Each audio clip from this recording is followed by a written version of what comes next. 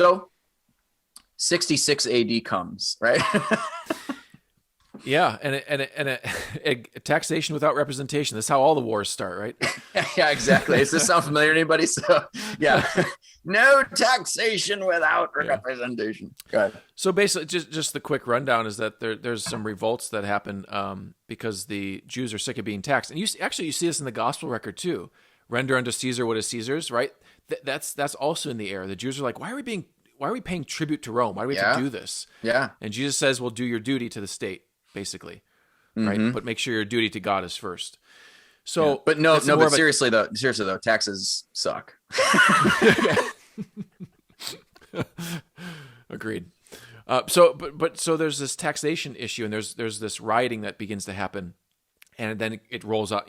This always happens. It gets out of control. It turns into a riot. It turns into an uprising. It turns into a revolt, and this kind of rolls into the year 66, where now Rome has to send legions into Judea. Yeah, and what they do, right, is that they actually, because they weren't going to pay the tax, they actually wasn't a local procurator, like actually sends people into the temple to just take money. We'll go get it. It's like, man, I wish they would have listened to Jesus and just got the money changers out beforehand. Well, but that's a good point, though. It's interesting, right? Because Jesus went to the temple to cleanse it of the money, right? To throw the money out. And here's the Romans coming for their money in the temple. Irony. Because the temple has money in it, so we're going to come for it. It is unfortunately ironic. So basically what happens then is this huge war commences between Jerusalem and Rome. And ugly war. We always hear about like 70 AD, the destruction of the Jerusalem temple. And then we sort of move on from there, but it's like, we have to rest in that for a second, man. It's easy to speak of that in passing, but I want people to realize just how apocalyptic this looked in Jerusalem. I mean, it really looked like hell on earth. You got Rome and Jerusalem in a state of, and I'm talking total war, much like the showdown earlier between Rome and Carthage. That was huge for Roman history. This is big for Roman history, right? Well, you were in Rome, right? So you saw. This is, you can tell that the Romans saw this as a significant point in their own history, because they parade all of this in the city of Rome, celebrating their defeat of the Jews during this war. And so it speaks to not only the significance of it, but also the struggle that the Romans had putting down the revolt. Yeah. The Jews were fighting to the death for everything they held dear, and that was that temple. Yeah, Rome went to the heart, right? Because they were having battles sporadically all throughout Judea. But when it came to Jerusalem, that's when it was like, like the Jews were not having it. And this is where you got, there's even a moment where the Roman army is like going to the Antonia fortress, the Antonine fortress, and they're going up the stairs to get there. And the Jews actually dug a tunnel underneath the vaulting of the stairway to this fortress, and they burned it from underground. And it just collapsed. And we're talking like hundreds upon hundreds of Roman soldiers just go falling into the earth, and set on fire. I mean, they're pouring oil, off of the Jerusalem walls onto the soldiers. It's crazy, man. Well, finally, when the Romans get into Jerusalem, no mercy. I mean, this is the time when Rome comes out in full force. They raise the temple to the ground, and we're talking stone by stone. They even melt down the gold that was on the temple. They melt it down, and they steal the gold. I mean, they tear down the entire surrounding complexes of the temple. The priests are all butchered in the courts and tortured, and blood is running everywhere. You've got the city. The city is also for days was already starved. The Romans surrounded the city. They cut off supply lines. So people, what happens then? People's cannibalism is happening, and all kinds of men, women, and children starving, blood in the streets. Yeah. And don't forget, those who did actually survive were taken back to Rome as slaves. Yeah. And they were paraded through the streets in the Roman triumph. In the triumph. And we have that in relief. It's shown in relief, the Romans carrying in triumph the menorah from the temple, the treasures of the temple, and then the Jewish slaves behind them. Yeah. And more significantly for our story here in the story of the church is that the upper city really got it. I mean, really got it. They burned like everything to the ground with people inside or not inside. I mean, they totally just tore it down. Yeah, so Now, we're thinking of Jerusalem just as a center for Jews. Yeah, Jewish Christians. exactly. This was their center of operation as well. Yeah, And so when we're speaking of the destruction of the temple, we're speaking also of the destruction of what the Jewish Christians held so dear. exactly. And Jesus in his ministry, he warned about this many times, and he also would accompany that with, and I tell you, in those days, don't let anybody like wait around, like get out, like flee, get the heck out of there.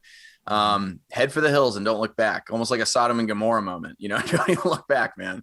Yep. And so then we see there's this tradition, and I wouldn't even call it a tradition. It's just this historical account of the Christians, especially, they're centered in the upper city. They fly to a place, they flee to a place called Pella, right? Yeah, they do, and there's no real reason to doubt this, because it just makes sense that they would flee. They know Jesus' prophecies. Jesus was telling them to, when you see these things happening, flee to the hills, flee to the mountains.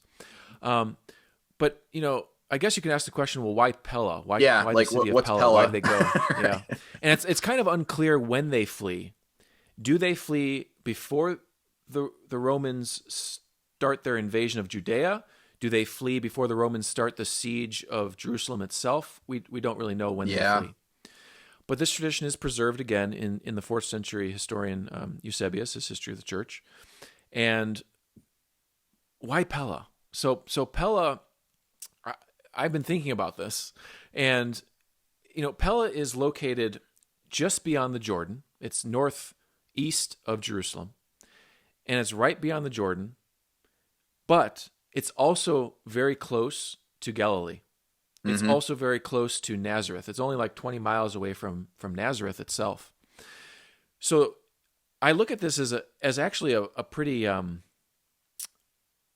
good move, a natural move for the Christians of Jerusalem to go to Pella, because it's just outside of the path of the Romans, right? It's just beyond the Jordan. The Romans aren't going to go beyond the Jordan. They're invading Judea, and they're heading to Jerusalem.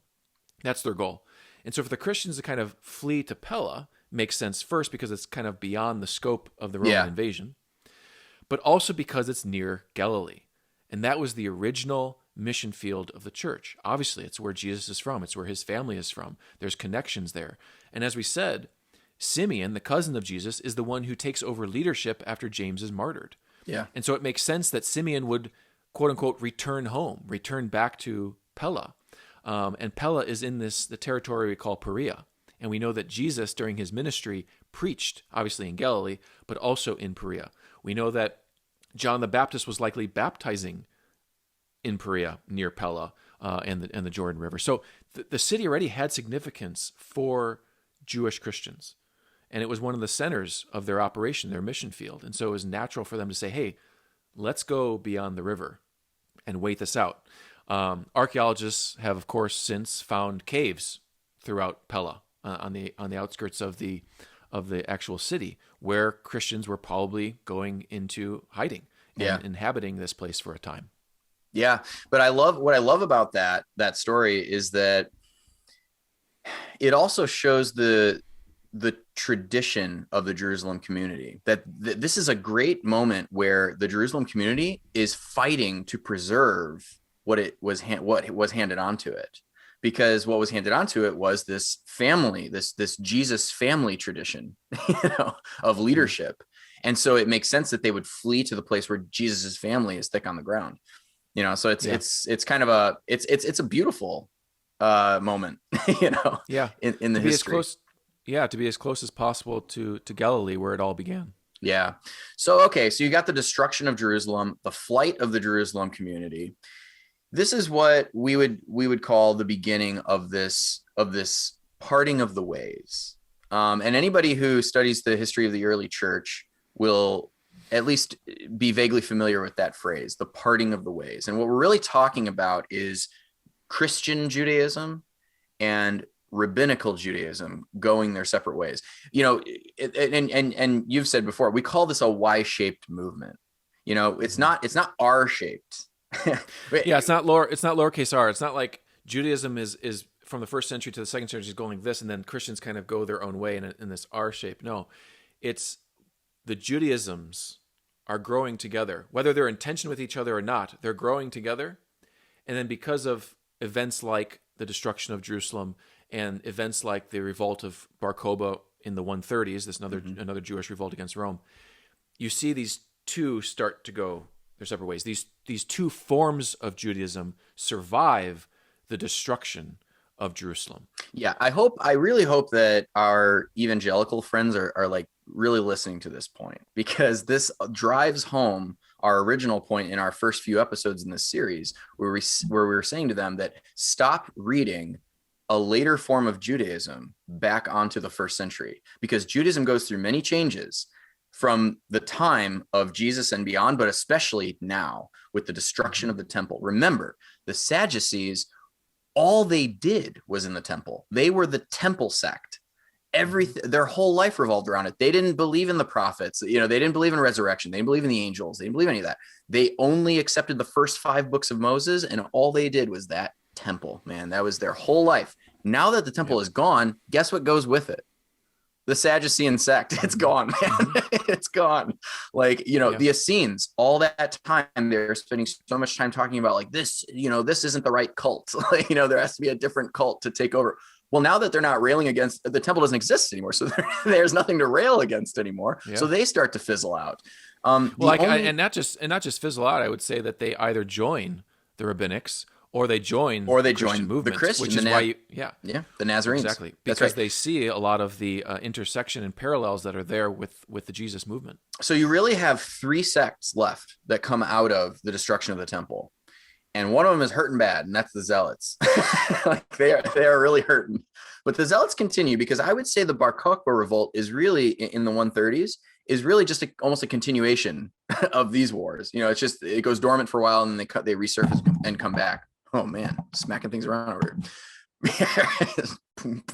So then you have, so I would say let's table the Zealots and let's just focus on then these 2 that are left: Rabbinical Judaism, the Judaism of the Pharisees and the scribes.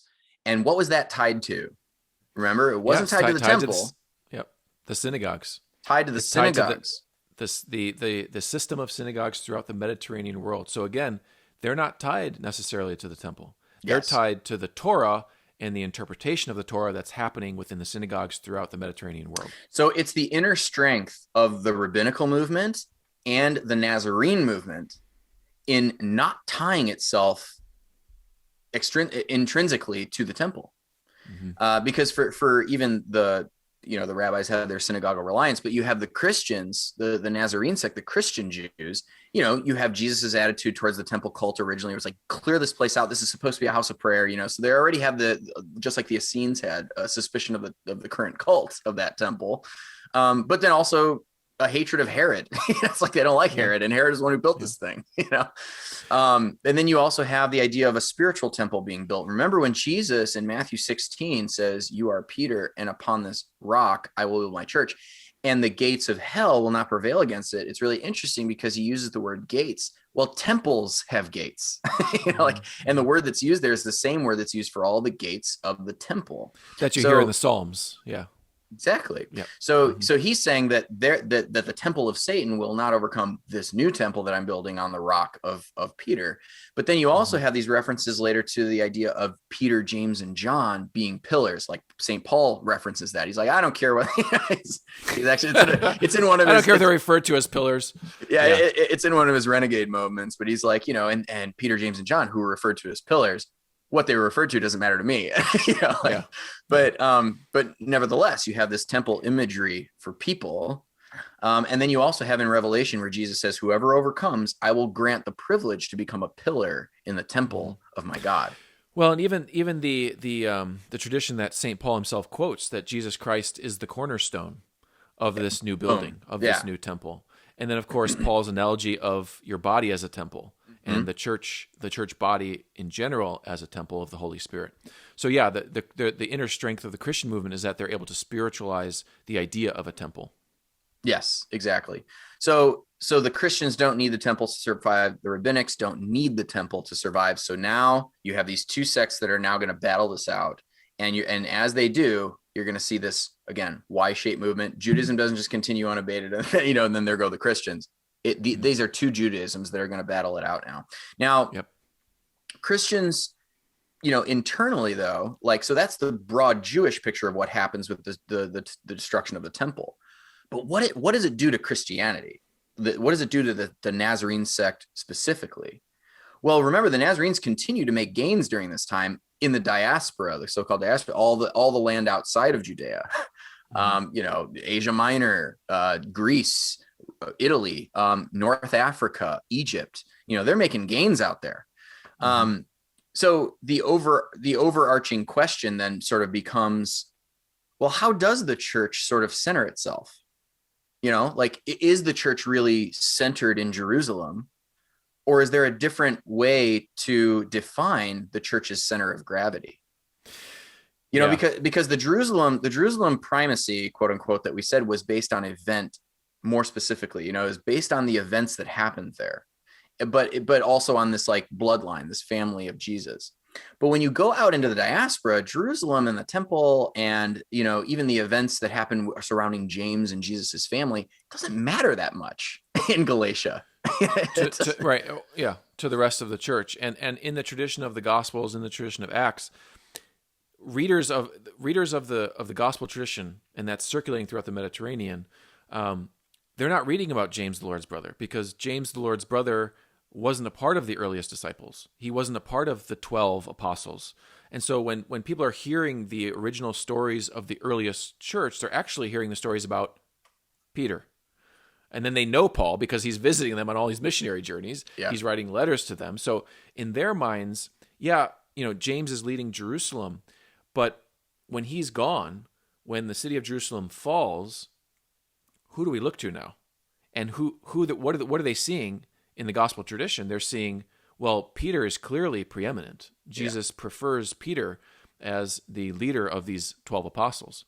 And so that tradition, it's not. Sometimes scholars will say, well, James and the Jerusalem church, they were written out of history. Like there's this intention behind the book of Acts to write them out of history. I don't think that's the case. I don't think that's the case at all. I just think that Luke is trying to write a history for these Gentiles, that's something they can relate to. Mm-hmm. And he's relating the earliest tradition, which is of course the tradition of Peter and the 12 apostles. Yeah, for these Gentile converts, but even the Jews that don't really have a huge connection to Jerusalem, physically, no physical connection. They're not there all the time. What's going on in Jerusalem might be quite sad, but again, for them, what's going to determine where they're going to look is bones and blood. They're looking at, because James never came a knocking in Galatia. He never came a knocking at the doors of Rome. Yes, but exactly. Peter and Paul were the ones who put their blood, sweat, and tears into establishing these communities throughout the Mediterranean. So these communities are much more tied to the apostles of Peter and Paul than they are to James and the Jerusalem community. And in fact, a lot of times James and the Jerusalem community was the very source of their problems. Because they're like, well, I'm a Gentile. Do I need to be circumcised? And they kept hearing from Jerusalem, yeah, dude, you got to get circumcised. And so they're like, well, but and of course. That.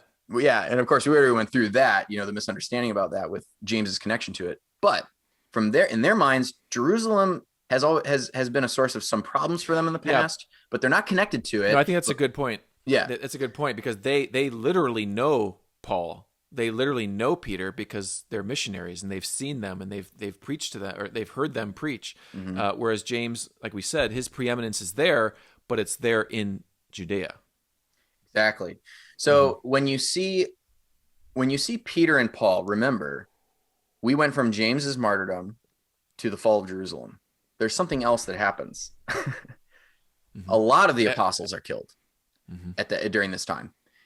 Namely, most significant to the early church, Peter and Paul die in Rome. And they die in the same persecution together as brothers. Mm-hmm. Now that's huge, because if you remember in Galatians, right? Like in Galatians, there was a little bit of tension. Yeah, St. Paul confronts St. Peter.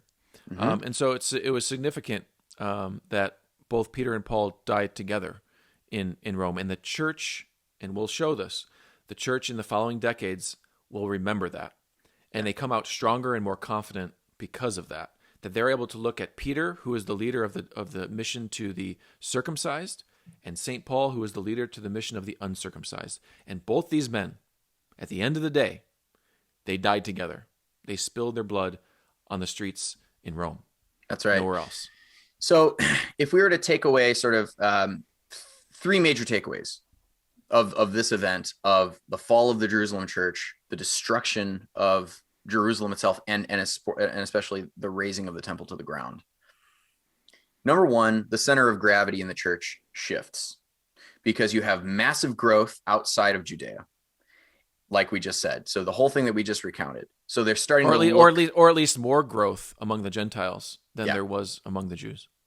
They're starting to look elsewhere for direction on where the church is supposed to go. By the way, all of the apostles at this point have died, except for one.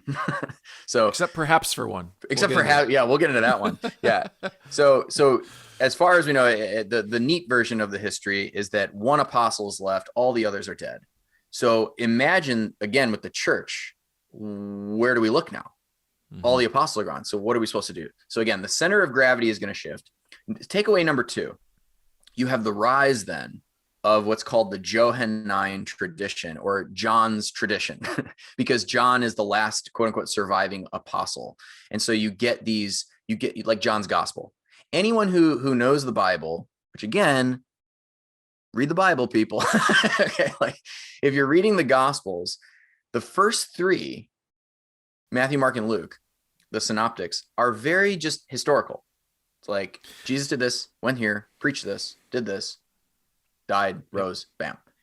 Mm-hmm. John's tradition, it's very different. His gospel is very different. I like how Raymond E. Brown puts it. He says that the synoptic gospels tell the story of Jesus' historical presence. John's gospel takes the historical events and shows the significance of Jesus' abiding presence with the church. So, very quick example, because we'll get into it more in depth, but very quick example of what I'm talking about.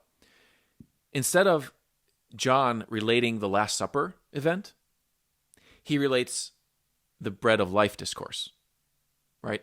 Jesus' sacramental ongoing presence with his people is the focus of John's gospel. And that makes sense because that's what the Christians needed to hear. We need to hear that Jesus is still with us because James is dead, Jerusalem has fallen, Peter and Paul are dead. What's going on? Mm-hmm. And so John's answer is that Christ is still with his church. It's a very mature, John's gospel is a very mature reflection on the life of Christ, and it assumes a lot of things that the synoptics don't. Like, that's why the synoptics have to say, oh yeah, and then Jesus started, like, the communion meal, like, he starts it there. But John doesn't have to do that because it's already assumed that it's happening. So he goes into the bread of life discourse. That's enough for him. Yep. So that's the very interesting thing about it. It's very reflective. It's very deep. It's very heady, but it's also, it engages Greek philosophy. I mean, the opening lines of it are, in the beginning was the Logos. And then, but it's also very Jewish. It's like the blood, the water, he's all about the blood, the water, and the spirit. If you read John's gospel and you don't know that John is obsessed with blood, water, and spirit, you missed it. You weren't reading the right one. Yeah. You're reading some other gospel. Yeah, so that's a good second, I think, takeaway, the rise of the Johannine tradition in response to the fall of Jerusalem. Yeah. Third takeaway, for sure, would be the rise of Christian apocalyptic writing, apocalypticism, the rise of Christian prophets and prophesying, because now that the Jews, Jerusalem and Rome has had their collision, what they're starting to see with the death of the apostles is that now the dragon of Rome is coming for us. Now the dragon of Rome is coming for the Nazarenes, for the followers of Jesus who have been washed in the blood of Jesus and who are the saints and sealed on the foreheads. And so if you don't know, I'm referencing the book of Revelation. Yeah. So and not only the book of Revelation, but the residue of that apocalyptic event of the fall of Jerusalem. Obviously, there were still Christians who witnessed this and told stories of it. The only document that we have from Palestinian Christianity from after the fall of Jerusalem and before the Bar Kokhba revolt is the Apocalypse of Peter. Yeah. It's an apocalyptic book, right? So that residue of what happened there is affecting how the church does its theology. Mm-hmm. And so you have the Revelation of John, you have the Apocalypse of Peter, and the Shepherd of Hermas you can throw in there too, couldn't you? I mean, this kind of apocalyptic literature is growing within the early church. And the immediate expectation of Jesus's kingdom coming now. Because Rome, it's like Rome's going to have their way with us, but then what you're going to see is the ushering in of Jesus's kingdom. It's coming, so there's this immediacy of Christian apocalypticism that emerges. But are there any? So that's my 3 takeaways. Are there any takeaways on your end that you would want people to ponder? Well, I have this love for James, and I know this will probably be one of the last times we cover him and speak of him. So I would just 2 things. First, I'd want to mention his camel knees. His camel knees. His overall legacy is that he was the glue that kept the Gentiles close to their Jewish roots. The Gentile church, and we said this about the Jerusalem Council, but really it should be said about James. Yeah. James's rootedness in the tradition of Jesus, in the tradition of Israel, in its history, in its prophecy, in everything that it is, in its messianism, that's James. And he protects that and holds that tradition. And because he did that, because he was willing to do that, that guaranteed that this now majority Gentile church would remain close to its roots. And we're going to see this play out when we talk about Peter and Paul in Rome. We're going to see how important the Jerusalem tradition was for the Catholic tradition in general. We'll bring that up. So I would say that's James's great gift and theological legacy to the church. Number 1. Yeah. The second thing I would point out is kind of his character legacy. We've mentioned that James had this title across the board. No matter what source you're reading, they're all calling James the righteous, the just one. And it gets you thinking, well, why was he considered righteous? And this is a little maybe more sentimental, but it's clear to me when you read the scriptures that James is very, very concerned about the poor. The poor are front and center. The least of Jesus's people are front and center in James's mind. And I say that for 3 reasons. The first is that when Paul goes to visit Jerusalem, he goes there to vindicate his gospel. And James and Peter and John, they say, okay, yeah, you can go preach this to the Gentiles. And then Paul says, the one thing that they reminded me of, James, is to not forget the poor. So that was James's and the Jerusalem church's message to Paul. When you're going out and you're preaching the gospel, do not forget about the poor. And that was Jesus. That's Jesus. Yeah, it is. That's Jesus coming out. Mm-hmm. Jesus, this poor Nazarene, and James is part of that family. Take care of the poor. The second is James's letter in the New Testament, his epistle. It can be seen as this kind of, in modern terms, this kind of social justice epistle. He speaks of the sin of partiality and how people are the rich among the assembly are taking advantage of the poor Christians. And to respect that. And then, the famous line from James, what is true religion? And James's letter pure says, and undefiled religion. Yeah. Yep. Pure and undefiled religion is to care for the orphan, the widow, and to remain pure, right? To keep yourself from the contaminant of the world. Mm-hmm. And so James has this care for the least among him, which I just love. And then there's this kind of scholarly argument where some scholars see James in part being put to death in Josephus' account, being put to death because James was looking after the poorer priests of Jerusalem. So the high priest, the rich priest who puts him to death, was taking bribes and taking tithes from the poorer priests of Jerusalem. Yeah. And Paul was the one who stood up against that, against the disadvantaged priests of Jerusalem. And so again, looking after the poor. And so I just think that, his righteousness derives from his willingness to be a servant to the poor, to really take to heart what Jesus said, that what you do to the least of my people, you do unto me. And that hit home for James, and you see it in his letter all over the place. Very much in line with the Jewish prophets. too. You know, I mean, the prophets are always clamoring about taking care of the poor and taking care of the orphan and the widow and the stranger. So that's very much on James's heart. Yeah, and you see that James is this just kind of wisdom sage. He makes Jesus's teachings his own. Yeah. You know, and you can see that as a brother of Jesus that he does that.